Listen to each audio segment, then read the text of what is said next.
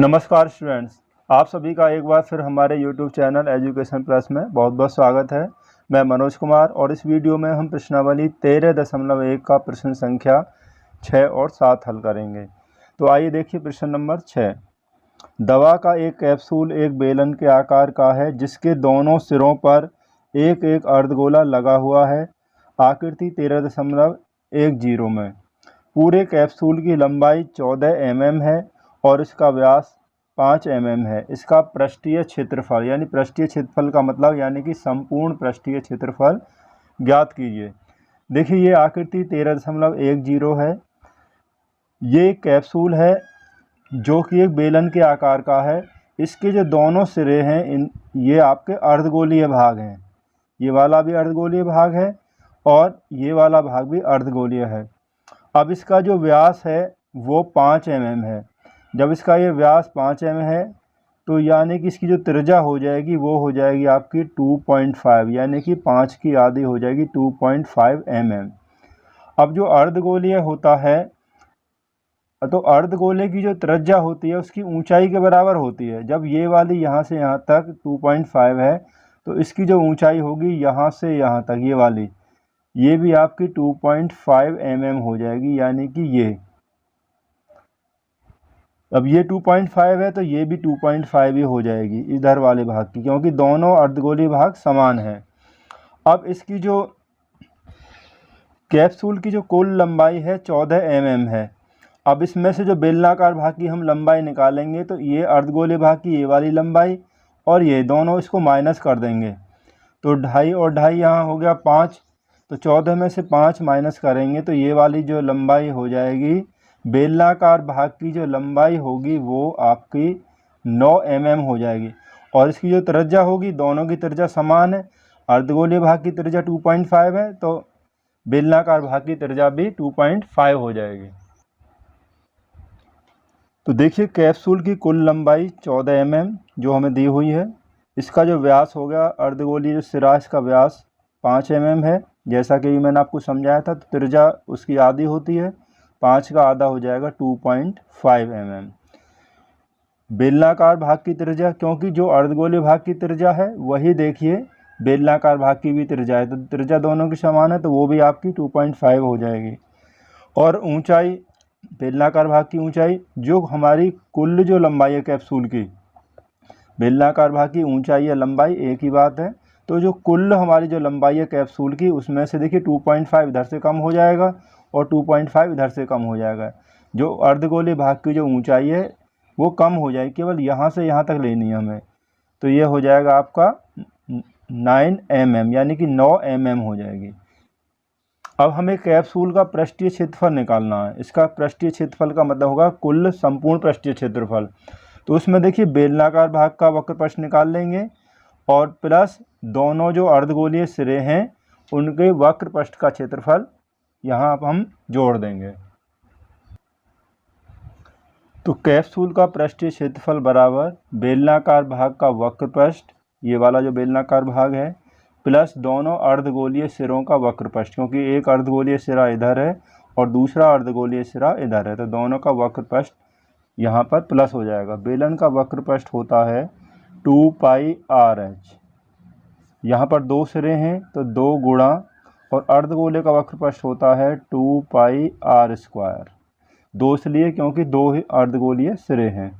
अब देखिए क्योंकि यहाँ पर जो बेलन की जो त्रिज्या है और अर्धगोलीय भाग की त्रिज्या दोनों ही समान है, तो यहाँ पर हम 2πr और 2πr इसको हम कॉमन ले लेते हैं ताकि हमारी कैलकुलेशन आसान हो जाए।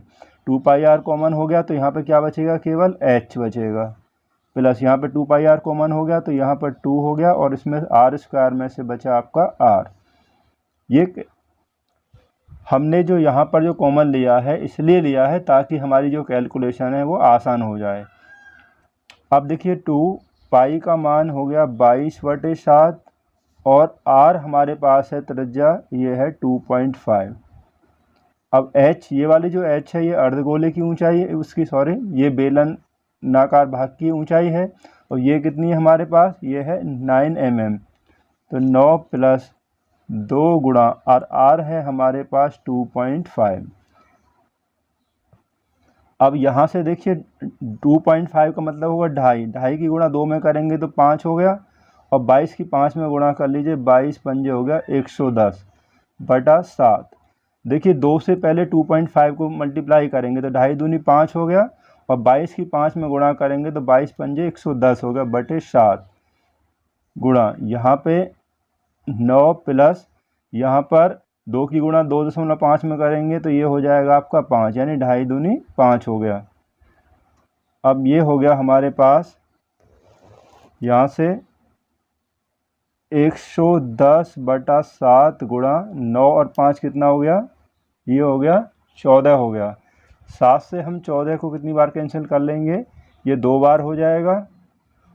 अब 2 से गुणा इसमें कर लीजिए, 110 गुणा 2, ये हो गया 220 mm²। तो इसका जो कैप्सूल का जो कुल पृष्ठीय जो क्षेत्रफल हो गया 220 mm² हो गया। आइए इसी प्रश्नावली का प्रश्न नंबर 7 देखते हैं।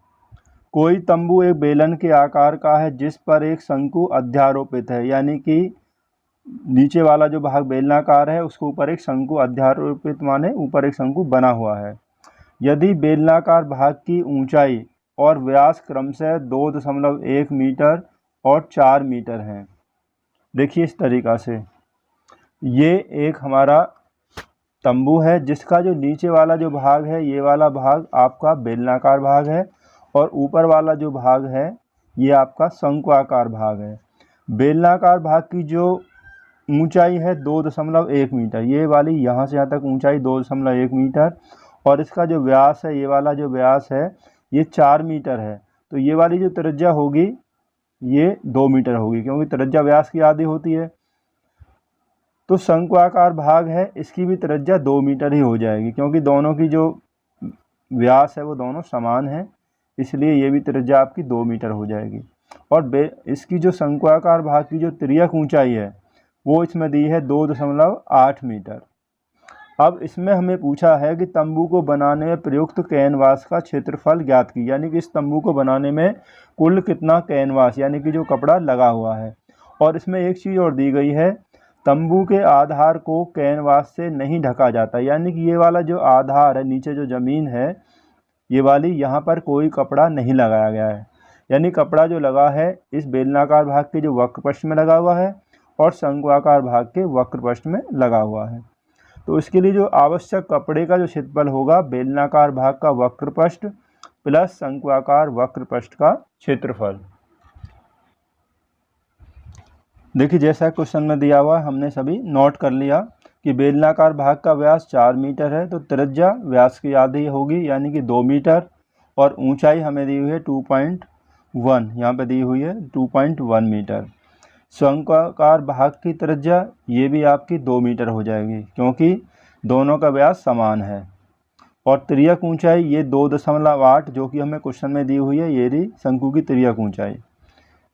अब तंबू को बनाने में प्रयुक्त कैनवास का जो क्षेत्रफल होगा वो बेलनाकार भाग का वक्रपृष्ठ प्लस शंक्वाकार भाग का वक्रपृष्ठ। देखिए यहाँ पर जो कैनवास लगा, क्योंकि जो आधार है यहाँ पर कोई कपड़ा यानी कैनवास नहीं लगाया गया है, तो जो कपड़ा जो लगा है केवल इसके वक्रपृष्ठ में लगा है बेलनाकार भाग के, और शंक्वाकार भाग के वक्रपृष्ठ में लगा हुआ है। तो इसलिए कपड़े का जो क्षेत्रफल होगा प्रयुक्त कैनवास का क्षेत्रफल कि तंबू को बनाने में जो लगा है बेलनाकार भाग का वक्रपृष्ठ प्लस शंक्वाकार भाग का वक्रपृष्ठ। अब बेलन का जो वक्रपृष्ठ होता है वो होता है 2πr/h, और शंकु का वक्रपृष्ठ होता है πr/l, और l यहाँ पर क्या है तिर्यक ऊंचाई।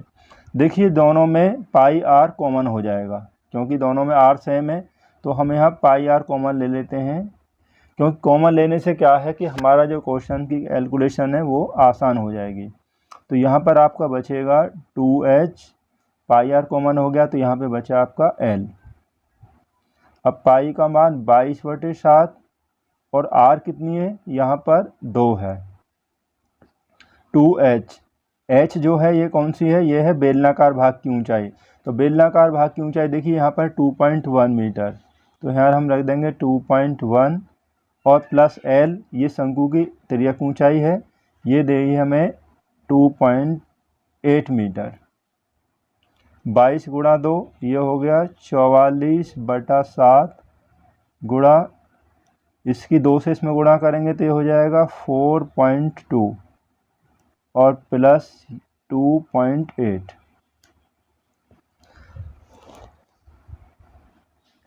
अब हम ये हो गया 44/7 गुणा, अब 4.2 और 2.8 को अगर हम प्लस करेंगे तो ये प्लस करने पर हो जाएगा 7।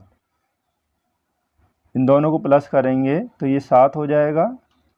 तो 7 से यहाँ पर 7 कैंसिल हो जाएगा, तो हमारे पास बचा है आपका ये हो गया, चलो हम यहाँ लिख लेते हैं, तो ये हो गया 44 मीटर स्क्वायर।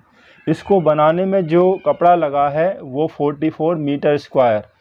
अब यहाँ से आगे हमें पूछा है कि 500 रुपये प्रति वर्ग मीटर की दर से इसको बनाने में लागत बताइए। तो कैनवास की जो लागत हो जाएगी, क्योंकि 1 वर्ग मीटर की जो कीमत है वो है 500 रुपये, हमारा जो इसका जो क्षेत्रफल है 44 वर्ग मीटर है, तो इसमें हम 500 से गुणा कर देंगे। तो 500 से गुणा कर दिए, 5 चौक 20 की 0, 5 चौक 20 और 2 22 और ये 2 0 ऐसा है, यानी कि 22,000 रुपये। तो इसको बनाने में जो लागत आएगी वो आपकी हो जाएगी 22,000 रुपये।